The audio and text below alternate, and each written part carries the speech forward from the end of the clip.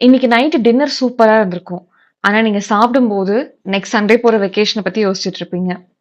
Next Sunday vacation போவீங்க. ஆனா அங்க போய் உட்காந்துட்டு, ஐயோ! மண்டே மார்னிங் மீட்டிங் இருக்குமேன்னு அத பத்தி யோசிச்சுட்டு இருப்பீங்க. இது ரொம்ப நார்மலா எல்லாருக்கும் நடக்கிற விஷயம் தான். இதுக்கு பேரு மைண்ட் வாண்டரிங் அப்படின்னு சொல்லுவாங்க.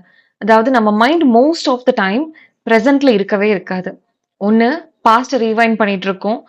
இல்லன்னா ஃபியூச்சர்ல என்ன நடக்குமோ, அத இமேஜின் பண்ணிட்டு இருக்கோம். இதனால நம்ம என்ன பண்றோம்னா, நம்ம லைஃப் அப்படிங்கிறது இப்ப பிரசன்ட்ல நம்மள சுத்தி நடந்துட்டு இருக்கிறது தான். ஆனா மோஸ்ட் ஆஃப் த டைம் நம்ம லைஃப்ப நம்ம வாழ்றதே கிடையாது. பிரசன்ட் மொமெண்ட்ல இருக்கிறதுனா, ஏதோ ஒரு ஹில் ஏரியால போய் உட்கார்ந்துட்டு கண்ண மூடி தியானம் பண்றது அப்படின்லாம் கிடையாது. குக் வித் கோமாளி ஷோ பார்த்திருக்கீங்களா? அதுல ஒண்ணு பண்ணுவாங்க. ஒரு டிஷ்ஷ சாப்பிட்டு பார்த்துட்டு, அதுல என்னென்ன இன்கிரீடியன்ட்ஸ் இருக்கு அப்படின்னு சொல்லிட்டு கண்டுபிடிப்பாங்க. கிட்டத்தட்ட அது நம்ம எல்லாருக்குமே தேவைப்படுற ஒரு விஷயம். எப்பவாவது நம்ம சாப்பிடும்போது, நல்லா சுவைச்சு சாப்பிட்டுருக்கோமா?